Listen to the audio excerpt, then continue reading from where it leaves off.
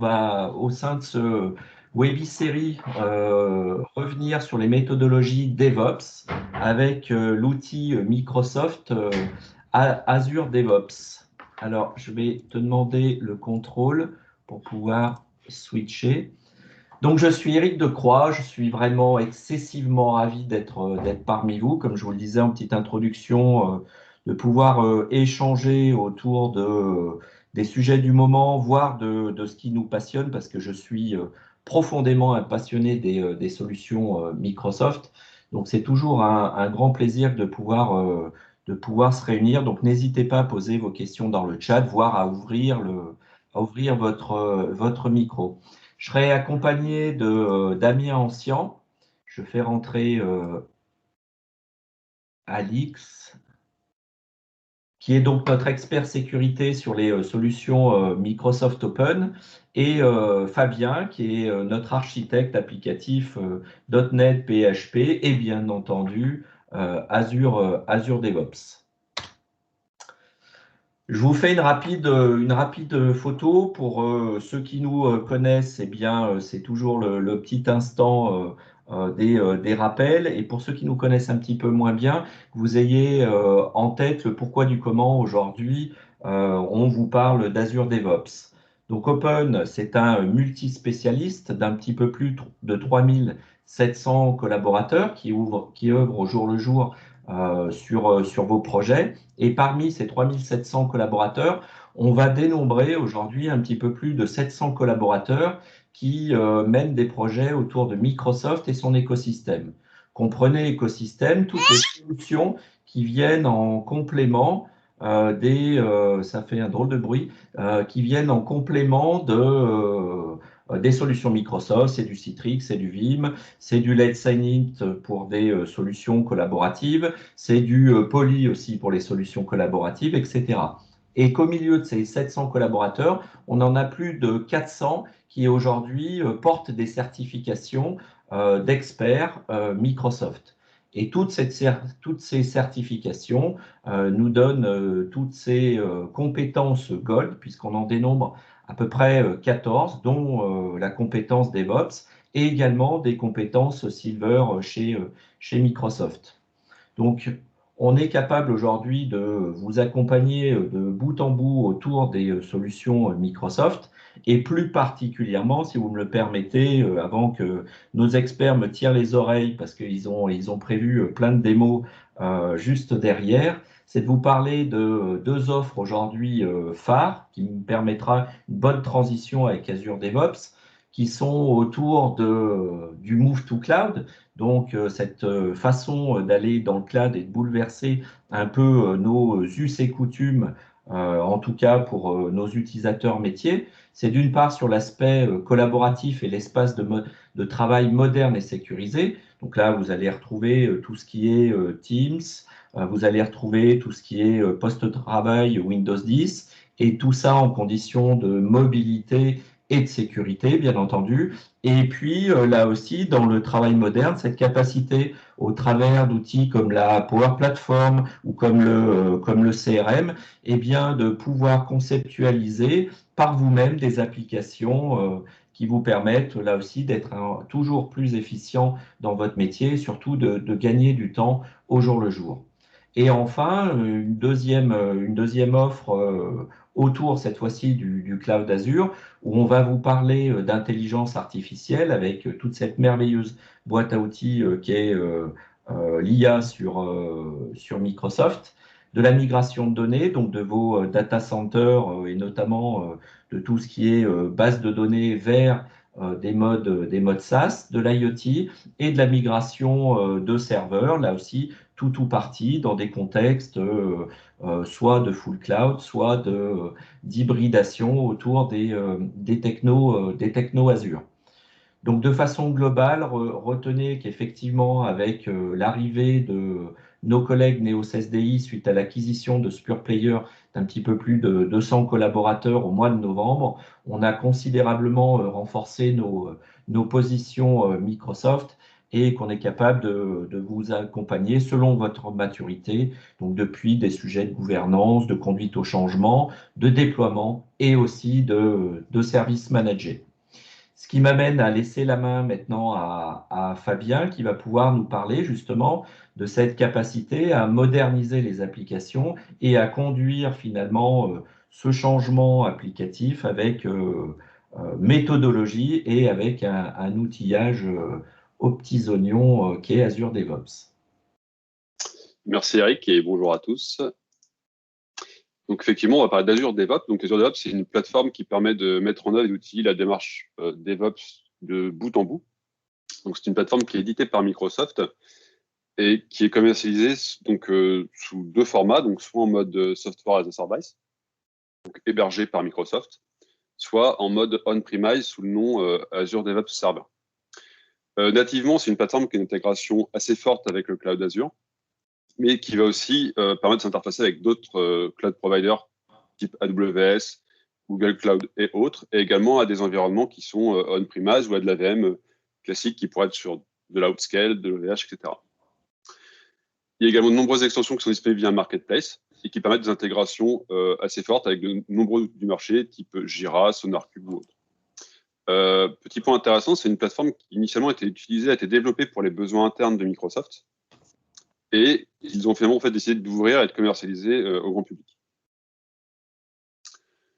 Donc, un des points forts d'Azure DevOps par rapport à notamment à la concurrence, c'est que c'est une solution qui est complète et modulaire. Donc, en fait, on va retrouver toute une gestion de projets, donc de projets traditionnels ou de projets agiles. Donc, il y a le module Azure Boards.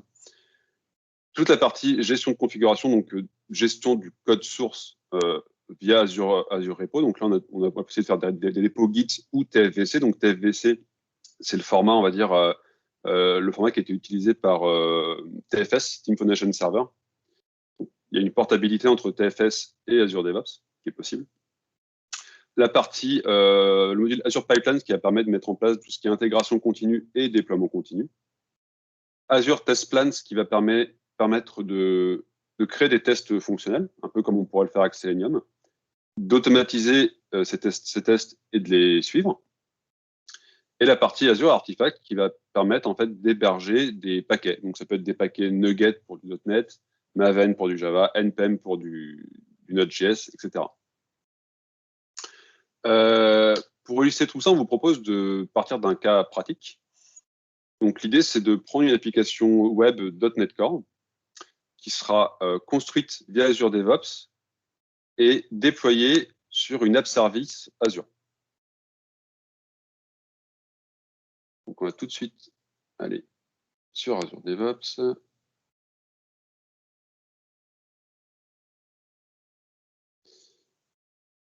Est-ce que vous voyez bien le changement d'écran? C'est parfait. Okay, super.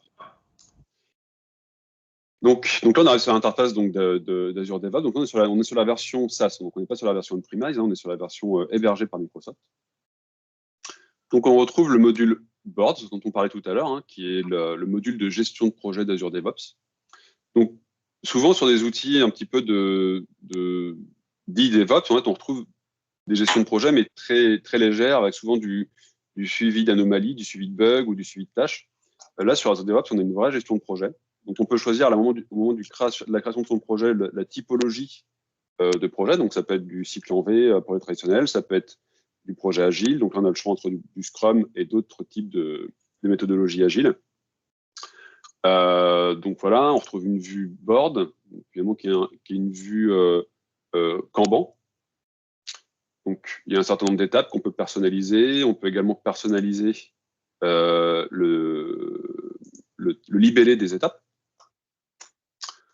On a également une vue backlog. Donc, là, on est vraiment dans une méthodologie, un Scrum. Hein, c'est-à-dire, donc, on retrouve bien les différents items du Scrum, donc les user stories, le backlog, les sprints, etc. Donc là, on trouve une vue backlog. On va voir l'ensemble de ces US, qu'on va pouvoir basculer dans les sprints. On va pouvoir également donc, gérer ces sprints, donc c'est-à-dire gérer la date de début et de fin de chaque sprint. On va pouvoir retrouver l'effort sur chaque sprint, ce genre de choses. Ensuite, donc, on a la partie repo. Donc là, c'est la partie gestionnaire de code source. J'avais presque envie de te faire une blague en disant repos, c'est repository et non pas salle de repos. Mais bon, Oui. je la garde pour moi. Donc la partie pipeline, ce qui permet d'implémenter donc des tâches d'intégration continue et de déploiement continu. On y reviendra. La partie test plans. Donc on le disait tout à l'heure, ça permet de créer des tests automatisés. Donc ça peut aller assez loin, on va pas le voir aujourd'hui parce qu'on n'aura pas le temps, mais on peut aller aller sélectionner des zones sur une page web, écrire une assertion et complètement l'automatiser ensuite dans Azure DevOps et l'intégrer dans les pipelines d'intégration continue. On a aussi une partie load test, alors qui malheureusement va être dépréciée bientôt et qui permettait à partir d'Azure DevOps de lancer des tests de charge. Donc on pouvait faire du JMeter, on pouvait appeler une URL, on pouvait simuler de la charge sur une application. Et pareil, intégrer ce test de charge à ces pipelines, ce qui était quand même assez intéressant. Ensuite, on trouve la partie artefact. Donc la partie artefact qui permet de déployer donc des artefacts qui peuvent être de plusieurs types. Donc on l'a vu tout à l'heure, ça peut être du Nugget pour du .NET, du Maven pour du Java, des repos pour des projets en Python, et également ce qui s'appelle des Universal Packages, où là on va pouvoir par exemple mettre tout ce qui est des packages PHP ou des packages bruts qui ne sont pas forcément formalisés. On va pouvoir mettre des zips, ce genre de choses. Donc pour illustrer un petit peu donc, le propos et voir comment ces différents modules interagissent entre eux, je vous propose de partir d'un cas pratique qui est le déploiement de l'application .NET sur une app service. Donc, pour orchestrer toute cette partie intégration continue et déploiement continu, on utilise les pipelines. Donc, pour le webinar, donc on a créé un pipeline qui s'appelle Webinar. On va aller voir, on va l'éditer, on va aller voir un peu comment ça se décompose. Donc, en fait, ici, donc c'est un fichier au format YAML qui est déposé à la racine du code source. Et donc qui est décomposé, qui compose de plusieurs tâches. Donc on a le premier point, le point d'entrée qui s'appelle les triggers. Donc les triggers, c'est tout ce qui va déclencher le job d'intégration continue. Donc là, pour illustrer un petit peu les choses, j'ai simplement donc on spécifie que le job d'intégration continue se lance sur des branches, donc des branches au sens Git du terme, des branches de code, que sur la branche master ou toute branche qui commence par US-quelque chose. Donc voilà, ça c'est les déclencheurs de l'intégration continue. Ça va être des modifications de code sur ces branches-là. Ensuite, on a la partie pool. Donc la partie pool, en fait, ça va de spécifier la machine qui va exécuter le job d'intégration continue. Donc par défaut, dans Azure DevOps en mode SaaS, Azure DevOps met à disposition un runner, une machine qui est auto-hébergée, donc hébergée par Azure et qui est déjà préconfigurée. Mais on peut également utiliser ses propres machines. Donc, si on a des VM sur Outscale, sur AWS, on peut déployer un agent Azure DevOps pour utiliser ces machines pour la partie build. Donc là, simplement, on récupère une machine, on spécifie l'OS cible. Donc là, dans l'occurrence, ce sera de l'Ubuntu. Ensuite, on peut spécifier un certain nombre de variables qui pourraient être utilisées dans les étapes suivantes. Et là, on arrive donc, dans le cœur du système, donc les étapes, les steps. Donc là, c'est toute la définition de tâches. Donc dans les pipelines de CI, on peut utiliser des variables. Donc là, typiquement, ça l'illustre ici. Donc simplement, on récupère une variable qui s'appelle test et qui est définie ici. Donc la notion de variable, ça permet notamment de stocker tout ce qui est mot de passe, clé d'API quand on veut communiquer avec d'autres sous-systèmes. Ensuite, donc, comme on l'a vu, donc c'est une application en .NET, donc il va falloir qu'on la compile et qu'on la package. Et donc, pour ce faire, on va utiliser en fait une task qui s'appelle .NET Core CLI. En fait, une task, c'est une sorte de fonction en fait qui permet dont le but est d'être utilisé. Donc, ça évite, on va dire, d'écrire à chaque fois les étapes, le scripting à la main, à chaque fois qu'on veut builder, compiler un projet .NET par exemple, ou un projet PHP ou n'importe quel type de typologie de projet. Donc là, voilà, on va récupérer les paquets, les dépendances de l'application, on va builder l'application. Ici, donc, on va lancer des tests unitaires de l'application. La tâche .NET Core CLI, en fait, elle va automatiquement publier le rapport de test dans Azure DevOps. On verra tout à l'heure comment ça se représente. Concrètement, ici, si les tests ne sont pas passants, le job échoue et on va pas plus loin. Hein. C'est vraiment l'idée, c'est de dire si l'application est compromise, on arrête tout, on va pas aller jusqu'au déploiement. Petite notion intéressante, c'est qu'on a la possibilité de mettre des conditions dans les étapes. Donc là, typiquement, ce que ça fait, c'est que finalement, on ne lance pas les tests quand on est sur la branche master. Alors, c'est pas forcément une bonne pratique, hein, mais c'était surtout pour illustrer le propos. Donc ici, voilà, on a une condition qui s'appelle NE pour not equal. Donc, si on est sur master, on lance pas les tests. Ensuite, on continue, on a toute la partie .NET Publish, où on va les générer, on va aller mettre tous les fichiers de l'application dans un répertoire qu'on va zipper. Et là, de la même manière, en fait, on a rajouté une condition pour ne faire cette action-là que sur la branche master. Donc là, on avait NE pour not equal, ici on a EQ pour equal. Donc on ne publie que sur la branche master. Ensuite, dernière étape, ça va être de créer un artefact.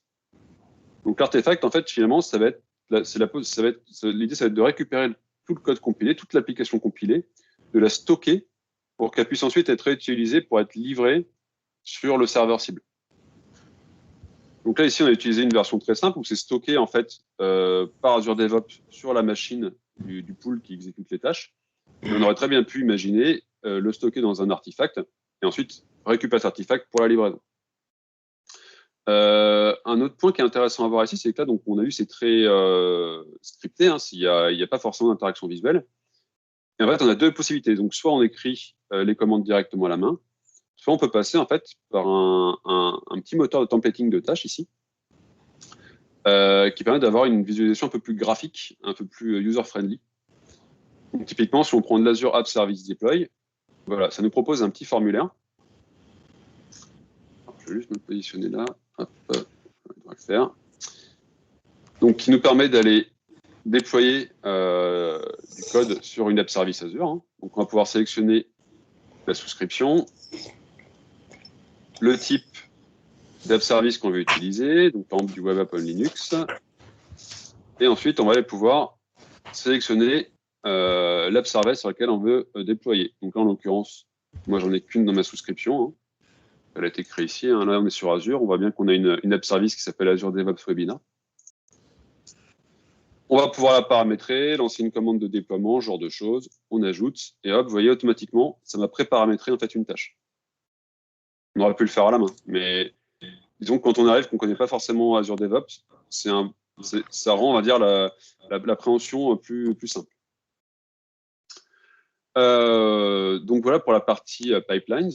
Donc une fois que l'application a été buildée, construite, il va falloir la déployer. Et là, en fait, intervient une autre notion dans Azure DevOps qui s'appelle les releases.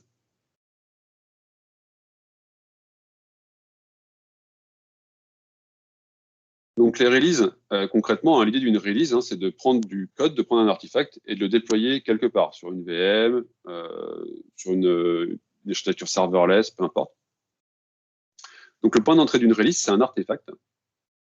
Donc là, en l'occurrence, l'artefact qu'on récupère, c'est l'artefact qu'on a construit tout à l'heure dans le pipeline d'intégration continue. Hein.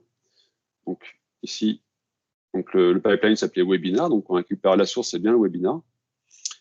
On spécifie la version de l'artefact. Donc là, on prend la latest, donc la dernière version construite, mais on pourrait aussi spécifier une version précise.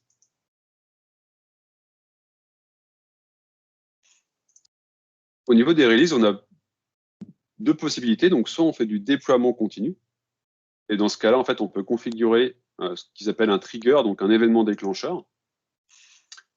Donc là, typiquement, dans notre cas de figure, on lui dit, dès qu'on a un build qui est passé sur la branche master, on va aller déployer. On pourrait aussi se dire qu'on préférerait choisir un événement manuel ou une autre source d'artefact. Donc, on pourrait typiquement recréer un autre déclencheur. Et ici, typiquement, aller récupérer un artefact dans le module artefact.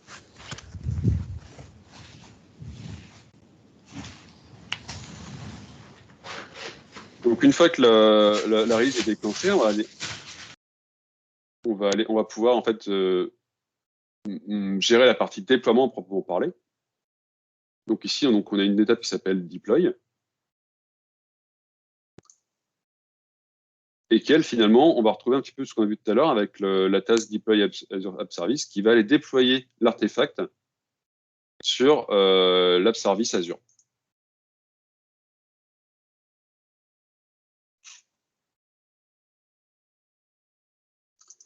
Notion intéressante également sur la partie release, c'est qu'on peut créer des préconditions. Donc, typiquement, on pourrait imaginer qu'on veut une action manuelle avant de déployer le code, et on pourrait le configurer ici. C'est-à-dire qu'il pourrait y avoir c'était des pre-deployment approvals, récupérer un utilisateur et dire voilà, ou un utilisateur et dire on ne peut pas déployer tant que Fabien n'a pas donné son approbation pour le déploiement. Voilà, on peut mettre ce genre de choses. Donc voilà un petit peu pour la partie intégration continue, déploiement continu d'Azure DevOps. Maintenant, ce que je vous propose, c'est de partir d'un cas réel. Hein, on part de la gestion de projet où on a par exemple donc le chef de produit qui émet une nouvelle demande. Donc là, j'avais pré-créé une US qui dit voilà, en tant que visiteur, je vois bonjour à tous sur la page d'accueil. Donc, je vais la passer à To-Do. Et là, donc, pour réaliser les développements, on ne peut pas modifier directement la branche master parce qu'elle est verrouillée. On va être obligé de créer une branche de travail. Donc là, je crée directement une branche de travail à partir de la user story. Je vais l'appeler US-5. Donc, on l'a eu pour que ça corresponde à notre pattern déclencheur qu'on a eu tout à l'heure dans le script d'intégration continue. La branche va se baser sur master. Et là, ce qu'on voit, c'est qu'automatiquement, en fait, il lie la branche de travail Git avec la user story qu'on a dans le module de gestion de projet. Donc là, on voit bien l'intrication qui se crée entre les différents modules dans Azure DevOps. On va créer la branche. Automatiquement, il me redirige sur la partie repository, sur la bonne branche de travail. Donc là, dans la vraie vie, on récupérerait le code sur sa machine, on ferait le développement sur son IDE et on repousserait le code. Bon, là, on va simplifier les choses. On va directement éditer le fichier dans Azure DevOps. Là. J'édite le fichier. Bonjour à tous. Je le commit. On peut mettre un commentaire.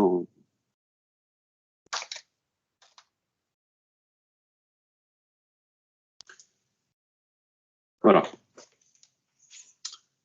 Donc, une fois que c'est commité, il va falloir qu'on réintègre le contenu de cette branche dans la branche principale qui est la branche master.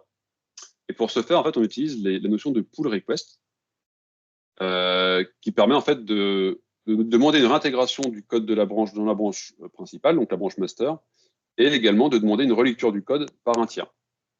Donc là, on va créer, il nous le propose, il a vu qu'on avait une branche qui avait été créée avec du code poussé dessus, il nous propose de créer une pull request directement à partir de ces informations-là.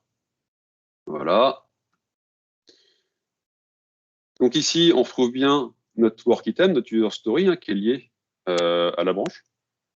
Et on va pouvoir spécifier des reviewers. Bon, là, en l'occurrence, il n'y a qu'une personne dans l'équipe, c'est moi, donc je ne peux pas choisir d'autres reviewers, mais on pourrait imaginer de demander à plusieurs personnes ou à un groupe de personnes de relire en fait cette pull request.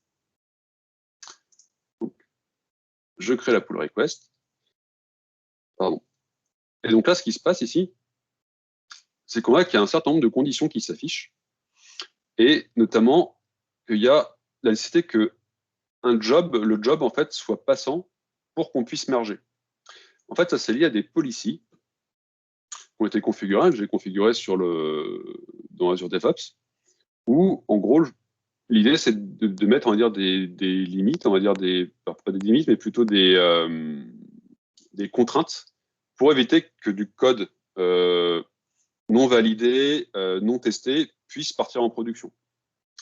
Donc là, typiquement, ce qu'on lui dit, c'est que pour chaque build, on ne peut pas merger si on n'a pas un job, une intégration continue qui est passée avec succès sur la branche qui doit être intégrée.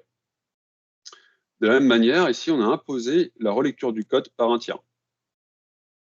C'est-à-dire que si le code n'est pas relu, on ne peut pas aller, il ne peut pas partir en production. On peut aller plus loin aussi avec Azure DevOps, c'est-à-dire qu'on peut imposer que la personne qui relise le code soit différente de la personne qui a écrit le code.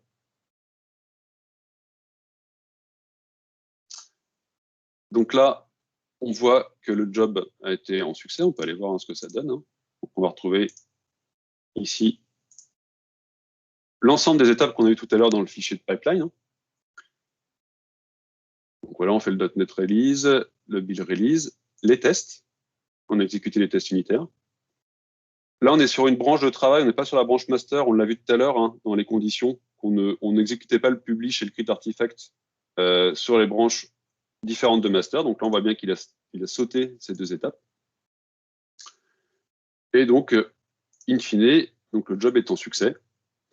Au niveau des tests, ce qui est intéressant, c'est qu'automatiquement, en fait, il publie le rapport de test et il l'attache au job qui a tourné. Et donc, typiquement, si je vais dans test, je vois que, alors dans mon projet, il n'y a qu'un test. C'est pas forcément une bonne pratique, mais il n'y a qu'un seul test, c'est vraiment pour illustrer le propos. Et donc, on voit qu'il y a un test qui est passé en succès, avec le temps de complétion des tests et des infos qui peuvent être intéressantes également. À noter que cette information-là, on la retrouve aussi dans TestPlan, car les tests unitaires remontent aussi dans TestPlan. Voilà, donc ici on retrouve tous les jeux de tests qui sont passés, et on retrouve le dernier.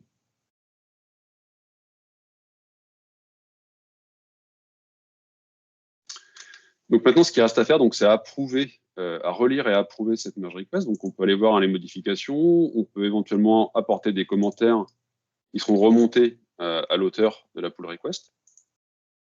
Et ensuite, on peut approuver. Donc, soit une approbation nette, soit avec des suggestions, soit on peut rejeter aussi la pull request.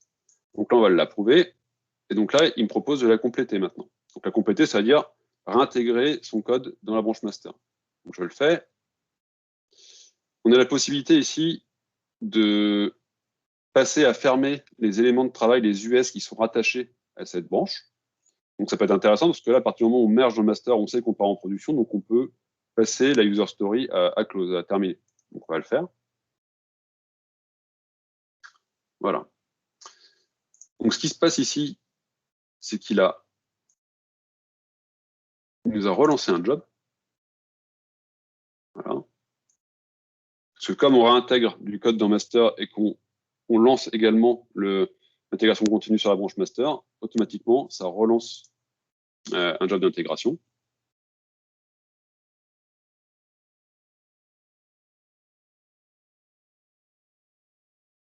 Voilà. Alors, pendant que ça build, je vais juste vous montrer l'application qu'on va déployer.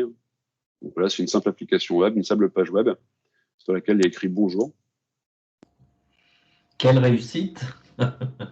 C'est pas encore déployé. Elle avait déjà été déployée, mais donc voilà, ici on voit bien qu'on n'a pas passé les tests, parce qu'on est sur la branche master. Et par contre, on a créé un artefact. Donc si on crée un artefact, on l'a vu tout à l'heure, automatiquement, ça lance une release et donc un déploiement. Donc voilà, il a bien détecté qu'il y a un nouvel artefact. Et du coup, donc, il nous a lancé un déploiement.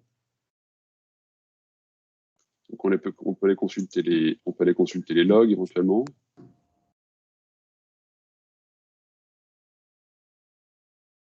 Voilà, donc là, c'est toute la partie déploiement sur l'app service qui se connecte à Azure.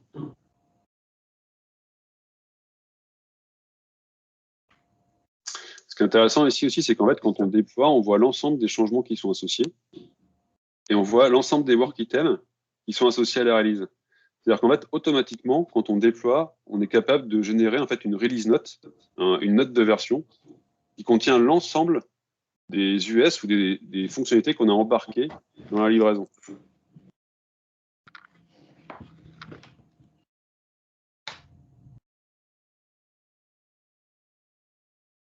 Voilà, a priori, il a terminé, c'est déployé. Voilà. Donc là, on a bien notre code à jour qui est parti en production. Quelle réussite! On n'a pas été victime de l'effet Bonaldi. Pourtant, j'ai eu peur parce qu'il y a un petit incident en fait en France sur les runners, mais ça n'a pas eu d'impact. Donc, si on revient sur la vue board tout à l'heure avec notre user story, voilà, on voit bien ici qu'il a automatiquement il a clôturé notre US5. Et là où c'est intéressant, c'est qu'en fait, automatiquement, je suis capable de savoir que cette US, elle était embarquée dans telle release. Parce qu'il a également créé le lien inverse. Et pareil, on retrouve ensuite tous nos commits qui sont liés à cette US. Donc après, si on remonte, on va dire la pile, une US qui serait liée à une Epic Story, qui serait liée à un sprint, on prend le sprint, on voit l'ensemble des choses qui ont été embarquées dans le sprint. Et dans quelle release ils sont partis. Juste rapidement, tant qu'on est sur cette vue de détail, on voit ici qu'on est capable de mettre une priorité sur des US, on est capable de mettre un effort, donc lors d'un poker planning par exemple, une business value. Voilà, donc on peut aller quand même, on a vraiment une gestion de projet, une gestion Scrum qui est assez complète. Alors, on peut mettre des pièces jointes, il y a pas mal de choses quand même qui sont possibles, c'est vraiment très complet. Autre point que je souhaitais vous montrer, c'est la partie de dashboard. Donc la partie dashboard, ça permet de créer des vues sur lesquelles on peut mettre différents widgets. Donc, voilà, là, par exemple, typiquement ici, on a l'historique des builds, donc des intégrations continues qui sont passées. On a les US, les tâches de travail qui me sont associées. Donc, là, je sais ce que j'ai à faire. On a les derniers tests qui sont passés. On voit si les tests ont été passants ou non. Donc ça donne on va dire une sorte d'idée si les tests sont fiables ou non. Ici, on a intégré une petite page web, c'est notre action qu'on a déployée. On peut intégrer n'importe quelle page web dans une iframe. Voilà, ici, on peut configurer les widgets, on peut définir la taille, les déplacer sur la grille. Là, en l'occurrence, on charge une page web, donc on peut spécifier une URL. Voilà. Et on a comme ça un certain nombre de widgets qu'on peut utiliser, qui sont disponibles de base, on va dire, dans Azure DevOps. Et on peut également accéder, donc on l'a vu tout à l'heure, au marketplace Azure DevOps, où là on va retrouver un certain nombre de choses, donc soit des widgets pour le dashboard, soit aussi des intégrations avec des outils du marché. Donc typiquement ici, voilà, on a SonarCube. Donc SonarCube, c'est un outil qui permet de faire de l'analyse statique de code, de vérifier la qualité du code produit. Et donc là, on voit qu'ici, on peut intégrer directement, on va dire, un plugin SonarCube pour Azure DevOps. Et au final, on peut avoir des rapports, voilà, des rapports qui soient générés directement ensuite dans Azure DevOps avec des informations sur la qualité du code. Voilà. Donc, des modules comme ça, il y en a quand même un certain nombre. On a des extensions, voilà, pour s'interfacer avec de la AWS, par exemple. Voilà, on va pouvoir faire quand même pas mal de choses, de la AWS CLI, du S3. Et tout ça, ça va être des tasks, qu'on a vu tout à l'heure, des tasks qui vont être disponibles ensuite dans les pipelines d'intégration continue qui pourront être utilisés. Dernier point, donc c'est au niveau de la tarification. Donc, sur la partie Azure DevOps Services, donc qui est la partie SaaS, donc on a une offre gratuite qui est limitée à 5 utilisateurs et à un pipeline en parallèle. Donc en fait, on n'a qu'une machine pour exécuter les jobs d'intégration continue et de déploiement continu. Et donc ensuite, au-dessus de 5 utilisateurs, on est facturé à l'utilisateur supplémentaire. Et donc on est à 5 € par mois par utilisateur supplémentaire. On a une autre option qui permet aussi également d'avoir tout le package avec la partie test automatisé, donc test fonctionnel, ou un petit peu type Selenium. Donc là, on a un package qui est un peu plus cher, mais qui est plus complet. Ensuite, sur la partie pipeline à proprement parler, donc on va être facturé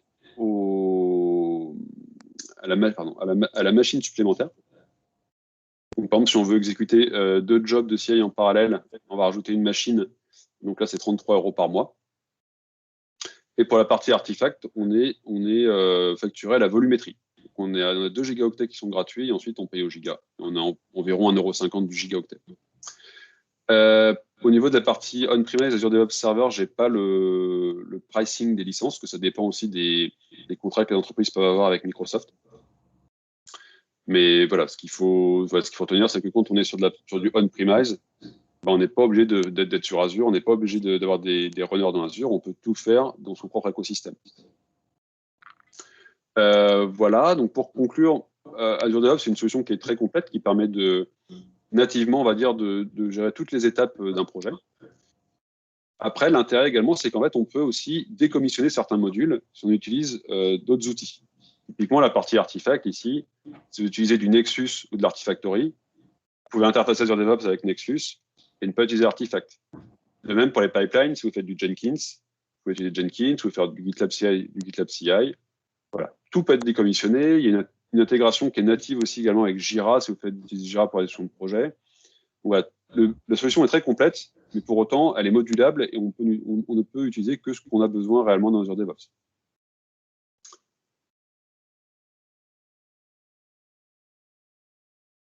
Voilà, donc si vous avez des questions, n'hésitez pas.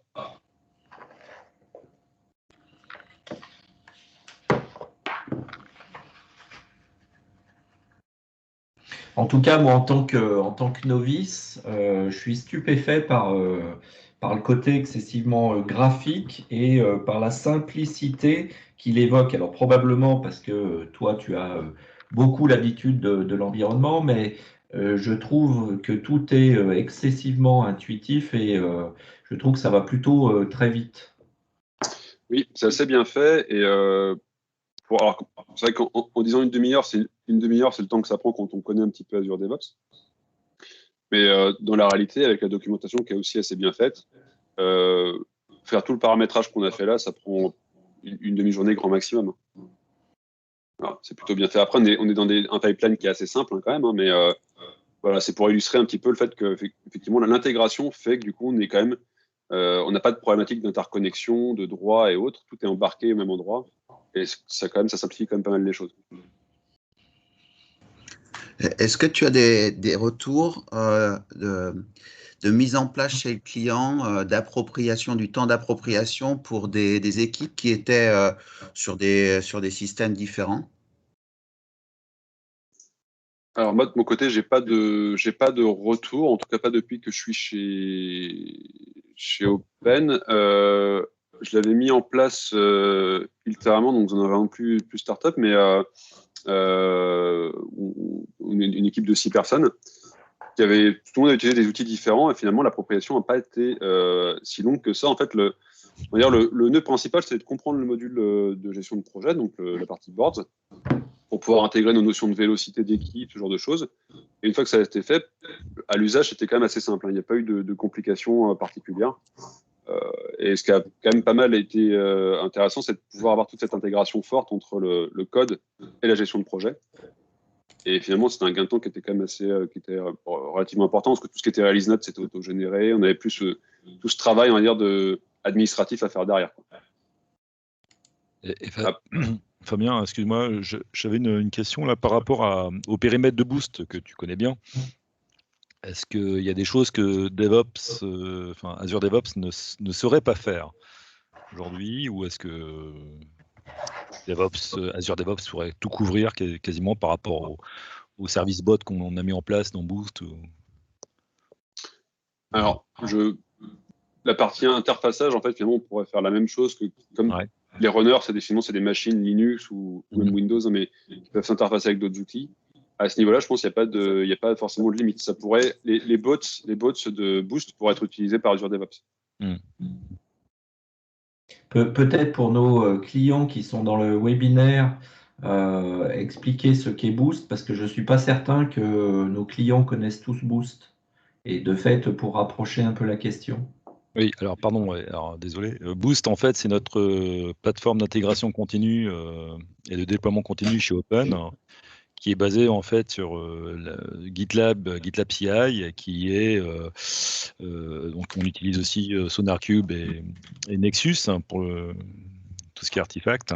Et du coup, c'est une plateforme qui est installée sur... On a deux types de plateformes, une qui est installée sur AWS et une autre qui est installée en interne sur une infra interne open, on-premise. Donc voilà, donc ces deux approches, en fait, en fonction des clients qui souhaitent, pour les clients pour lesquels ça ne pose pas de problème de stocker du code source sur AWS à Paris, hein, c'est localisé, enfin le data center, c'est celui de Paris. Voilà, on utilise la plateforme AWS, et pour ceux pour lesquels ça pose problème de stocker du code source sur un environnement cloud public, de type cloud public, on le stocke sur notre infra on-premise. Voilà.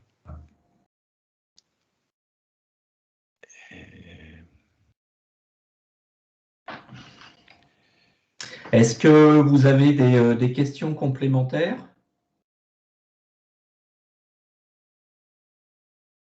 Alors, je vous ai pas proposé un nuage de mots, mais j'aurais pu le faire avec les outils. On voulait vous solliciter en cette fin de webinaire pour vous demander si vous aviez des sujets particuliers que vous souhaiteriez adresser dans des webinaires prochains. Donc, n'hésitez pas à nous poster ou soit ouvrir les micros pour en discuter de vive voix, soit nous poster dans l'échange chat si vous aviez des idées de webinaires, voilà, sur des sujets d'actualité.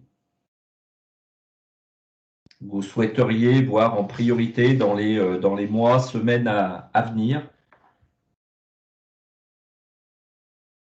Pour information aussi et ou rappel, vous avez à disposition tous les webinaires qui ont été produits pendant ces différents mois, que ce soit autour de la collaboration, de la sécu, collaboration avec Poly, collaboration au travers de Teams, les webinaires autour de la Power Platform, de la sécurité, du management des devices en conditions de mobilité et bien entendu multi-device.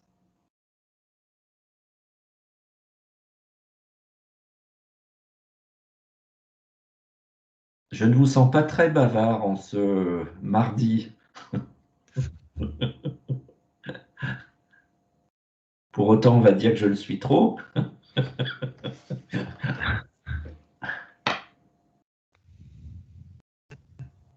Je me permets de vous partager dans le chat le lien vers nos différents replays, puisque nous avons organisé depuis, comme le précisait Eric, organisé depuis plusieurs mois des webinars chaque dernier mardi du mois. Donc, n'hésitez pas à revoir nos replays.